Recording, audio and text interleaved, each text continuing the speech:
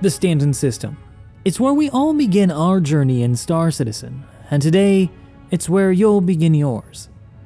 I'm Morphologist, and this is my new player guide to teach you how to survive your first few hours of Star Citizen, because it's not always the most friendly of places. By the end, you'll have a good handle on the basics, but you'll also be well on your way to upgrading your kit and eventually your very first in-game ship. This guide, however, will assume that you've got a good handle on the basics of PC gaming, and so I won't go over stuff like how to WASD move. I will, however, offer you guys advice on what I think is the best course of action, and give you guys tips and tricks for how to make your first journey a little bit easier. But if there's anything you have more specific interest in, don't forget that I also have a huge library of guides already here on my channel for you to check out. And as always, if you think I did a good job by the end and you think I deserve it, make sure to hit that like and subscribe button to show your support. So suit up, Star Citizens, and don't forget your helmet on the way out the airlock.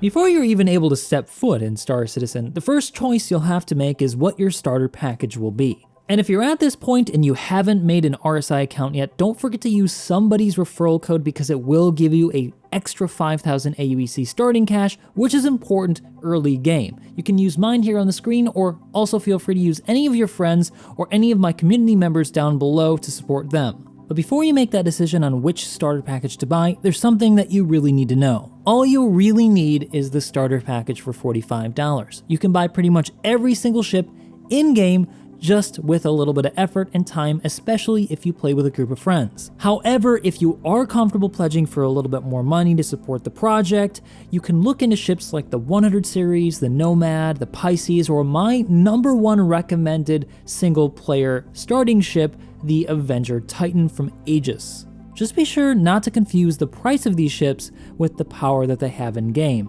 As the pledge price increases, what you're often getting in return is a more specialized ship that's better at a specific thing. For example, the $90 Gladius is way better at dogfighting in the hands of a good pilot than the Aurora MR starter package. However, the Gladius can't haul cargo, and it can't be used to log off on because it has no bed, whereas the MR does. Furthermore, if the pilot in the MR is better than the pilot in the Gladius, the MR will always win because in Star Citizen, it more often than not comes down to the pilot's skill and not the power of the ship. Now, with all of that being said, I'm going to be using the Avenger Titan from Aegis because it's my #1 recommended ship if you wanted to spend a bit more and have a good all-arounder. But everything I'm going to show you in this guide will also be able to be performed by any of the base starter package ships.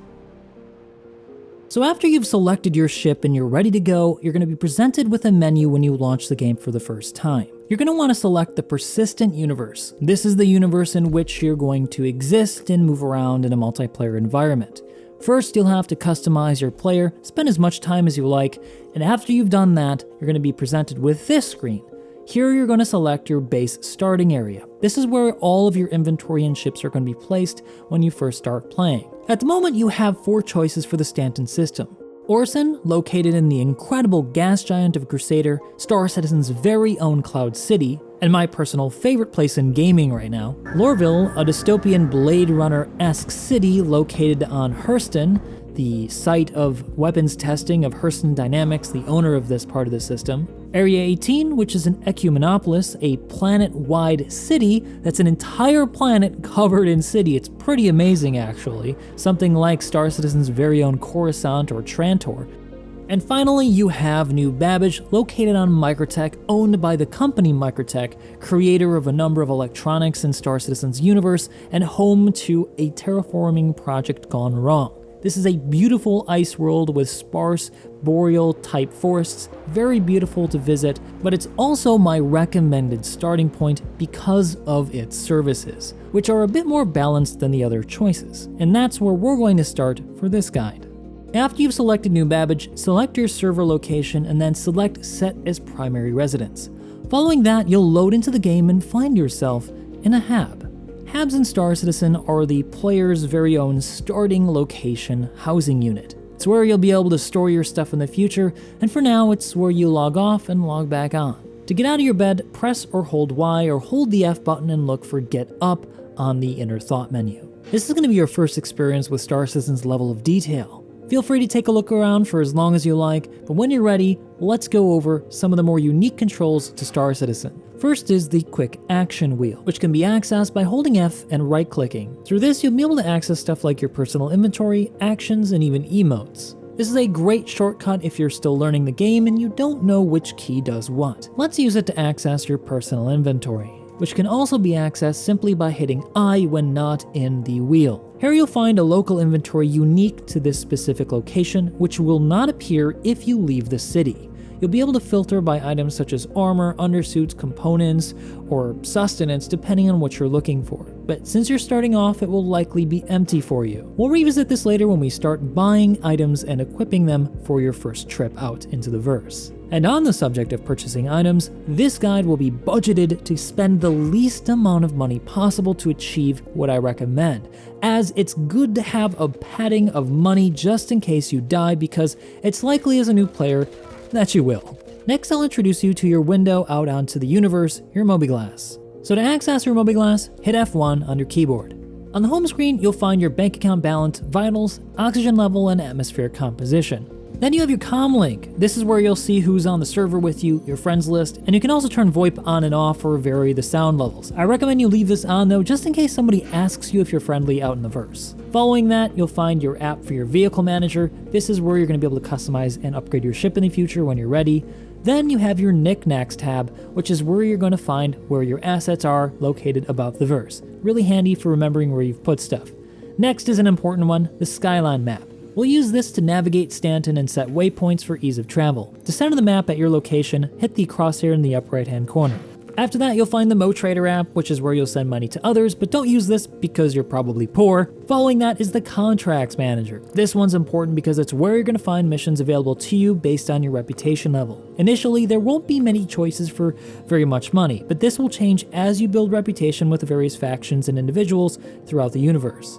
By default, it shows you the general contracts, but if you hit the personal tab, it'll give you access to special missions from people who know you or have heard about you, and sometimes you'll get illegal missions. So be sure to read the fine print before you take any of these missions, because if you do get a crime stat, you'll be hunted by security personnel and bounty hunters, which can be real players, and if you do get caught, you'll be sent to prison, which is its own gameplay loop that if you're interested in, I have a video on. It can be pretty fun, so don't worry if you do end up here. Next is the Vehicle Maintenance tab. You'll use this to maintain your ship at ports and cities. Then you'll find the Journal, which gives you access to lots of useful information on various aspects of the game. And lastly, you have the Delphi app, which is where you can find your current reputation with the various factions, companies, and individuals that you've done missions for or committed crimes against. As you increase your reputation, you'll be given access to more perks and missions, so remember to check back here frequently to see where your progress is. But now that we've got the basics out of the way, it's time to look into upgrading our kit, because I hate to break it to you, but that little pea shooter on your hip and that med pen ain't gonna cut it for just about anything. So when you're ready, step on over to the door and then hold the F key to select the open button.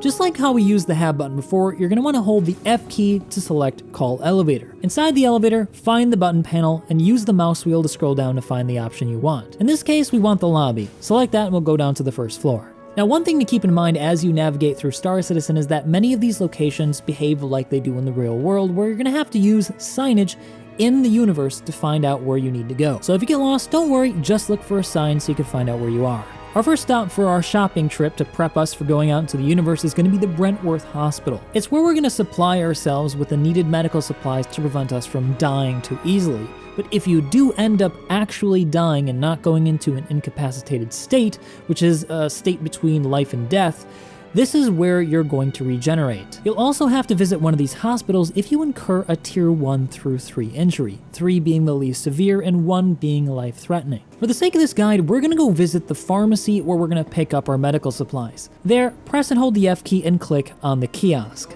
First, we're going to need some med pens. Select the med pen, which is red, select the quantity as 3, and then purchase them. These are quick use items that can be accessed by hitting C and then left clicking once you have it in your hand. This will stop bleeding and heal you quickly in a jam. Next, let's go to the personal weapons tab. Here, buy a singular green Paramed refill vial. This is what we're going to use to refill the medical device that we're about to purchase. This is going to be used to help heal yourself in the event that you've been severely injured and need some medication to help you get back to a hospital. You can also use it to heal others or revive them in the case that they've been incapacitated. Now, when you buy these items, they'll initially be sent directly to the location's local inventory. I'll teach you guys how to equip this stuff a little bit later on. Next, we want to get to the commons so that we can buy the rest of our provisions and supplies. To do so, we'll have to access the metro loop, which is located just below the hospital. Once there, follow the signage to the commons platform and wait for the next train. If you ended up getting on the wrong train going the wrong direction, don't worry, the whole thing is based on a loop, so you'll eventually get there. Just make sure you check the signage to find out where you are so you get off at the right stop. And it's at this point I should mention that everything in Star Citizen is physicalized, which means stuff like trains and elevators actually move around the world. So there's no such thing as an instant loading screen that pops you from one location to another. It's pretty cool, but it also means that there is some time that you'll need to take to navigate to where you need to go. But it also gives you an opportunity to experience cool things like this.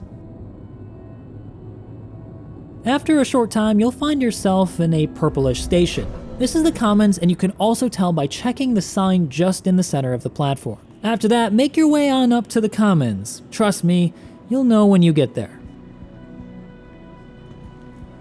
All the major hero landing zones, like Microtech, have locations like this where you can explore and find various amenities and supplies. These immersive environments are part of what makes Star Citizen so amazing, so if you need to take some time to explore this area, I highly encourage that you do. But when you're done, find your way back to this specific area and we'll move on to the next step. Just adjacent to that main common room, you'll find yourself in the bazaar. You'll know it's the right location if you see the factory line shop in the center of the dome space. We now want to find Shubin Interstellar's shop, but we don't need to go inside, we just need to use the kiosk on the outside of the room. It should be just on your right as you head up the stairs. Here, we're going to want to buy a multi-tool for 730 AUEC. This device is very useful as it can change its function depending on which attachment you use. And for your first attachment, you'll need an orbit mining bit for 365 AUEC, which will enable you to mine small ground rocks. But we also need something to carry the loot that we find in. So next, locate the MacFlex Core rucksack, which you can find in the armor tab for 1,320 AUEC. This will enable you to store more provisions for the road, as well as weapons, ammo, and anything else you might need on your adventure. Finally, we're going to need something to attach the backpack to, so locate the MacFlex Core light armor chest piece for 1,700 AUEC. This will provide some extra protection against small weapons fire, in addition to more equipable slots and more storage. Now, I understand that some of you guys will be tempted to buy some arm armor or leg armor here. I would definitely recommend against that, as you may need that money later in case of death. Alright Star Citizen, now it's time to learn how to equip this stuff. So next, let's hit I, or you can use the wheel menu that I showed you earlier to access your personal inventory. Equipping items is pretty simple. You can either drag and drop them onto your character or double click them and they will automatically go to the appropriate slot. You will have more slots if you equip your chest piece first, so first equip that and then start dragging your stuff onto your body. Make sure to equip everything that I showed you, and anything left over, drag and drop into your personal inventory that should have appeared on your left. This inventory will go with you as long as you have the armor after you leave the safe zone. And also keep in mind that if you do die, you will drop everything on your body where you died. So if you want to get it, you're going to have to either go back or just accept that it's gone forever. And that's why I told you guys to spend so little money initially buying all of these supplies, because it's inevitable that many of you as new players are going to make a mistake and die and lose your stuff. And I want you to have enough money left over to be able to repurchase the stuff to continue your mission. Finally, the last thing we're going to need before we head out into the verse is a better set of weapons. To do this, we're going to want to head on over to Center Mass, which is located just down the hall from the Shubin Interstellar kiosk. In the future, you'll want to come back here to upgrade weapons on your ship. However, right now, you don't have much money, so our main focus is to buy personal defense weapons, which can be located in the kiosks. You'll find them in the back left or right hand corner of the store. If Feel free to browse the options for as long as you like, but when you're ready, head on over to the Personal Weapons tab and select Personal Weapons and find the P8 SC SMG. It can be had for 2,260 AUEC and is a very easy to handle weapon for a beginner. It's also one of the least expensive options you'll find here. Here I recommend the Delta Reflex Scope, which will help you aim better for 400 AUEC, and then after that, I'd recommend you find the Compensator, which will also help you control your aim. That can be had for an additional 400. Finally, we'll need some P8-SC magazines, which can be had for 11 AUEC a pop. These are pretty cheap, so you can buy quite a few of them if you like. I'm gonna buy 10 here and throw the rest in my backpack that I can't equip on my chest piece. Now this is gonna work the same deal as before. All you have to do is double click or drag and drop to put it on your person. If you want to add the attachments, it's the same deal, double click or drag and drop. With a small chest piece, you'll only be able to equip about 4 magazines though, so if you do have extras, put the rest in your backpack. Once you've expended the magazines on your chest piece, you'll have to replace them with the fresh ones in your backpack. Before we leave, just 2 other places of note to remember for future interactions. You have the Trade and Development division here, which is where you're going to be able to buy and sell commodities as a trader. Not terribly useful with a small ship, but later on when you upgrade your ship, this will be where you can make a lot of money. After that, you also have the Omega Pro Center. This place is where you're going to be able to buy new modules to upgrade your ship's components, such as shields, coolers, and power plants. Since Star Citizen does have a thirst and hunger system that will detrimentally affect your player as you get closer to 0, you may also want to consider buying some extra drink and provisions before you head out. However, this is a very slow tick rate before it actually becomes an issue, so you may not need it, but just in case, if you like, you can throw some in your backpack. I'm just going to buy an apple here and a drink. After that, find your way back down to the metro line and head on over to the spaceport. Every city in Star Citizen will have a spaceport, and this is where you'll go to and from when visiting a landing zone. Once you arrive at the main floor, you'll be greeted by a very large space overlooking the city. To get to the hangar containing your ship, you want to find the ship retrieval consoles, which look very much like the other kiosks we've been using up until this point. Approach and use as I've shown you in the past, and then find the ship that you'd like to pull out. If you've only got 1 starter pack, only 1 will appear. Simply click the retrieval button on the upper right hand corner and it will appear in a hangar nearby. But before you go to your hangar, I want to take this moment to address a problem that you're likely to face in the future. If you do end up dying and your ship explodes, the way you get it back is by claiming it through insurance. Claims at the moment are performed through this very same console. Once you claim it, there will be a given time to wait until it's available to use again. Beginner ships will be instantaneous, whereas larger ships you'll have to wait an even longer duration, sometimes up to an hour. That is if you don't pay the expedited fee. And also, don't worry about having to pay an in-game monthly fee to maintain your insurance. That's a feature coming online much later in Star Citizen's development. Okay, so you've pulled your ship and it's appearing in Hangar 4 or whatever hangar it says. To get to the hangar, choose any of the elevators you see scattered about this room. If you've quickly forgotten which hangar your ship is spawned in, simply locate the icon on your screen which shows your ship's location, where it will say the hangar that it's located in. To get to that hangar, step into the elevator, and just as we did before to select a floor, we want to select a hangar here using the scroll wheel until we see the number that we want. Here you'll see your ship for the very first time. It's okay, take a moment to take it in. Take a walk around your ship and inspect its various components. Familiarize yourself with your glorious new spacecraft. CIG has taken loving hours to detail every nook and cranny, every bolt and panel on every ship you'll find in Star Citizen. It's part of the reason why there's so many space and aircraft enthusiasts in the community.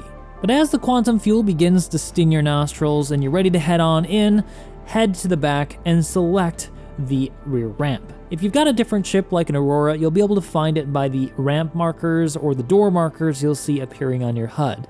Simply go up to that and click it until the door opens. Welcome to your little home away from home. Anything you place inside this ship's inventory or even physically within the ship itself will stay so long as the ship doesn't explode and so long as you always store it before you log off. So take good care of it while you play. But let's head on over to the pilot seat and familiarize ourselves with the way ships work in Star Citizen. I'll now briefly take you guys over the various HUD elements on the screen. On the left, you'll find icons that indicate the status of the VTOL mode, coupled mode, ESP, and your landing gear. To the right of that is your speed indicator, with the red indicating the speeds above optimal handling velocity of your ship. The box on that line indicates your maximum set speed, whereas the chevron will indicate your current speed. At present, we're not moving, so it's 0. In the center, you'll find the pitch angle, and above that, you'll find the heading, which is relative to the planet or moon's poles while in the atmosphere, and is relative to the solar plane while you're in space. Above that are detectable signatures, from heat on the left, cross-section on the center, and EM on the right. As the ship's not currently powered on, it indicates 0. These signatures determine your maximum detectable range and how well missiles can track you. Returning to the center right of the screen, you'll find a G indicator, and even more to the right is an altitude indicator. To the furthest right of the screen, you'll find the weapon status indicators, which will let you know your capacitors levels for your energy weapons and the ammo counts for your ballistic weapons. Energy weapons will recharge over time, whereas ballistics will eventually deplete and need to be refilled at a station. The lower right hand corner of the HUD also indicates your fuel levels for both your hydrogen fuel, which has to do with atmospheric and space travel, and your quantum fuel, which has to do with quantum travel. Then you also have your countermeasure counts, which are indicated at the lower right hand corner. These are important for different types of missiles. Hit H to deploy decoys and J for noise fields. Now let's power the ship on. Hold F and locate the flight ready icon, or alternatively, just hit R. The ship powered on, you'll notice that your multifunction displays, or MFDs for short, will now be powered. In the center, you'll find a 2D radar screen. To the left, right, and below that will have customizable MFDs that you can change the configuration of if you like. By default on the left, it will show your ship's status, including hull and shields. If you take damage, your shields will decrease and your hull will shift color from blue to yellow, red, and then dead. Watch out for that, by the way. On the right, you'll also have a defaulted target status, which will show the same information for the target you've selected. In the center bottom of the screen, you'll find a weapon status. To change any of these screens, hold F and then the middle mouse button to focus on the given MFD. To change the menu, click the menu in the upper left-hand corner of that MFD and change to which you desire. I encourage you to take some time to familiarize yourself with the different screens, even if you don't understand what they do. That way you get a sense of everything and later you can come back to them when you want to learn. To exit the hangar, we're going to need to contact Air Traffic Control, or ATC. You can do this in one of two ways. Either you can go through the MFDs by going through the menu and selecting the thing that looks like a Wi-Fi icon, and then finding the local ATC and clicking on it, or by hitting F1 and going to the comm link and doing the same thing by finding the spaceport ATC. Clicking the signal icon next to the name of the spaceport will let them know that you would like to take off, and the door will soon open. Now let's go over some basic flight controls. To move, you want to hold spacebar to go up, control to go down, Q and E to roll left and right, WASD to stray forward, left, right, or backward. Yaw and pitch are managed by using your mouse, and by default they are in VJOY mode, which means it smooths your movement just a bit. Alright then, Star Citizen, it's time to ease our way out of the hangar. To modify your maximum speed, you can use the scroll wheel to reduce your top speed. You'll also want to retract your landing gear by hitting N while exiting the hangar. Remember this key because you're going to need it when you want to land again. If it's dark and you need to see, you can also activate the ship's headlights by hitting L. Now before we go anywhere, I encourage you to fly around the safe zone and familiarize yourself with the way that your ship handles. You'll be relatively safe here as other ships can't currently shoot at you. In atmosphere, your ship will behave very differently to the way that it behaves in space. If you're flying somewhat of a space plane like the Avenger, it will handle better in atmosphere than other ships like the Aurora, which are more blocky in shape as it actually has wings. Aerodynamic ships will also move more quickly through atmosphere, but as you go to lower density atmospheres on moons or other planets, you'll notice that your top speed will change. So pay attention to this, as when you approach moons too quickly, you may hit the ground if you don't have enough time to slow down. If you want to activate cruise control, you can also hit C, which will set your ship's speed to the maximum speed indicated. And if you want to have a look outside your ship while you're flying around, you can also hit F4 to go into third person. Pretty handy mode. Also be sure to test your scanner by hitting tab. This will send out a ping capable of actively detecting objects and ships that are not seen by your passive radar. This can also be used for detecting stealth foes or ground minables. To target people, hit T on your keyboard or Alt-T to untarget, but keep in mind that shooting anybody in a safe zone, either a white or blue target, will result in you getting a crime stat. This includes locking missiles without even firing them. To cycle enemy targets, hit 5 or 4 if you're being attacked. To activate missile mode, hit the middle mouse button. You can swap between your missiles by right-clicking. To exit missile mode, hit the same button. But now let's head up into space because it's time for us to visit the orbital station and familiarize yourself with quantum traveling. To activate your quantum drive, hit B. Now, you may be too low in atmosphere to actually use it, so you have to travel a little bit higher to get a little bit further out of the gravity well. Once it's ready to be used, the icons will be blue.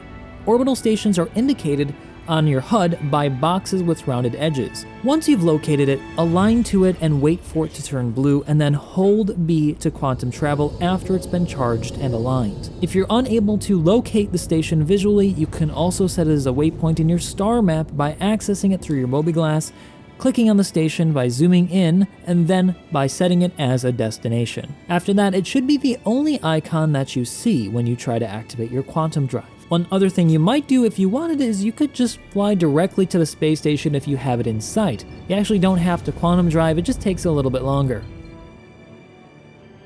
Once you get there, congratulations! You finally made it to space. I would recommend that you take some time to fly around to get acquainted with how different it feels to fly outside of atmosphere. Remember to watch that velocity though, as there's not much stopping you but hard objects, which will definitely result in death. If you want to find out where your true vector is, check out the double chevron in the center of your screen or somewhere on your screen depending on your direction of travel. Once you're done, approach the space station at a safe speed. I recommend using that maximum speed indicator I showed you earlier. Here, we're going to want to land and set our regeneration point at the local clinic. This way, if you die, you'll save a lot of time in the future and be able to get back on your feet and out into space much more quickly. One cool thing about space stations is that they share the same inventory as the landing zone associated with it. So if you bought anything in the city, it'll appear here at your inventory in the station. To land, once again, access your comms through your MFD or Mobiglass and then request landing permission. They will assign you a landing pad which will be indicated by a circle with a chevron in it. If you don't see it, roll around, yaw about until you find it, and then slowly approach and land on the pad indicated. Once there, hold Y to exit your seat or F to find the exit seat button in your inner thought. Once out of your ship, you'll have a chance to look back at the planet below, and I encourage you to do so because it's pretty freaking epic. Now let's head into the space station though and find the elevator, which at this point I'm pretty sure you're pro at, so we won't spend too much time on that. Space stations are convenient locations to repair and rearm your ship in case you've been damaged. It's also a great place to replenish your supplies in a quick and orderly fashion. You can find the food court and galleria that contains the shops by finding the elevator once you get past the ASOP terminal section of the entry of the station. You'll also find here that there are cargo decks. In the future, this is where you'll pick up or drop off cargo meant to go planetside. And in other stations, such as those found at Regen Points, you can find refinery decks where you can deposit ore that's raw and refine it to something more valuable. Well, let's do what we came here to do. Find the clinic and then go inside and locate the insurance terminal. Here, you'll want to set your regeneration point to the station. Repeat this process for any other location you might like to set your regeneration point to. Alright then, let's head back to the ship and start our first mission. However, your ship may have been stored in this time. You'll have to once again locate a vehicle retrieval console. It'll then be transported to a pad just as before, and you'll travel in an elevator down to it. Once there, get back on your ship, power it up, request ATC access to be able to leave, and then head out into space. Next, let's get up your contracts manager in your Mobiglass and find out what missions are available. If you're curious on what mission you should take, I've got 3 recommendations, starting from the least dangerous, which is the delivery mission, which you'll find at the very top. This won't pay very much money, but it's a great way to get yourself acquainted with the way ships fly, how you navigate space, and just general moving about the universe. After accepting this mission, it'll be located in your Accepted tab under your Contracts Manager, and you can track it from there, which will make it show up on your HUD for a location. You can also read the description of these missions to get more info on where you need to go. The great thing about these missions is that they all will lead you to outposts that more often than not will contain treasure chests that contain more expensive weapons and armor, so you can get yourself kitted up with very little risk. Alternatively, if you wanted something that involves a little bit more danger with FPS combat, you can try one of the bunker missions. I recommend the Defend bunker missions for 15,000 AUEC. You'll also get bonuses for each kill. You can find these under the Mercenary tab, but you'll wanna take the CDF mission to get those extra bonuses for pirate kills. Before you go though, you'll wanna know the basic controls for FPS combat. Hit 1 or 2 to pull up your primary secondary weapon. You can also hold either 1 or 2 to see a wheel menu that will show you all the weapons available to you. If you need to heal quickly, you can hit C. This will pull out your med pen, which you can then use by left clicking. And finally, if you want to heal or add drugs to your system to heal you faster, you can also hit the 5 button and then use B to use the med gun against yourself. In these missions, you'll be tasked with going to a bunker to assist security personnel in defending the bunker against pirates. But be very careful here because you can shoot friendlies and you'll get a crime stat and be killed for that and then go to prison. So look for the pirates. They'll be indicated by teal, black, and red armor, whereas the security will likely be white if you're doing these missions out of Microtech. These missions will give you the opportunity to loot your foes and basically get better armor, or to be able to find more loot boxes to find better stuff in those as well. Finally, if you wanted to do some space combat, you can also check out Microtech Area's illegal monitor detected missions. These will yield an amazing 20k UEC per pop, and they will involve you flying to a comm array to scan down illegal monitors using the pinging scan option I've showed you earlier in the video. You'll need to fly around and find them by pinging until you locate a target indicated, and then blow it up by hitting T to target. In this challenge, you'll have to do it within a set time window, and if you take too long, you'll fail the mission and lose reputation. And the longer you take, the more pirates will quantum jump to your location and fight you, so be careful of that as well. You may also want to regulate your capacitor pool by using F5 to activate maximum engine recharge, F6 for maximum shield recharge, F7 for maximum weapon power, and finally F8 to reset your power configuration. You can check your power configuration or change them manually by heading to your MFDs and finding the power option. All of these missions will continue to pay better as you successfully complete them and build your reputation with the different factions. Eventually, I'd recommend you head on over to the Hurston area of the star system so that you can get more access to better space combat missions, especially if you're looking to do bounty hunting and you want to hunt real players. That's where you're going to find them. There's also a large supply of just general missions in that area where you can build more rep. Initially, you'll have to pay a registration fee to be registered with the local security force, but you'll make money soon after that. Now, if you want to buy a new ship in-game, you can find the New Deal in Loreville or the Astro Armada shop at ArcCorp. Either of these are great options, but I would recommend that you first rent ships to figure out which you want to save for. Personally, I'd recommend you go check out something like a prospector or a hauling vessel like the Freelancer or bigger, because those are going to enable you to earn a lot more money more quickly than you could with a starter ship. That way you can earn more money to buy more ships that you want that are specialized like fighters or big luxurious ships like the 890 Jump. But even at this point, I've actually only barely scratched the surface. This beginner's guide only covers the basics of Star Citizen, and there's still a lot out there for you to explore and experience. I encourage you to explore as much as you like. There are hidden things here and there, new missions to find, special mission givers, players to meet, and friends to make. I want to welcome you to the Star Citizen community, and it's been my pleasure to be your guide on your first journey. If you like this video and you want to see more, or just see more guides that are specialized in specific areas like upgrading your ship or mining, be sure to check out my library of guides. Alternatively, if you want to find a group of friends to help you along the way, you can also check out my Armco community, where we have a big number of people who play Star Citizen on a daily basis who can help you out, show you ships, take you around, and show you the ropes. And heck, you can even find me. I play with the community all the time. That's it for now, guys. I hope you enjoyed this beginner's guide, and if you did, let me know by hitting that like, subscribe, and the bell icon. I'll see you in the next one.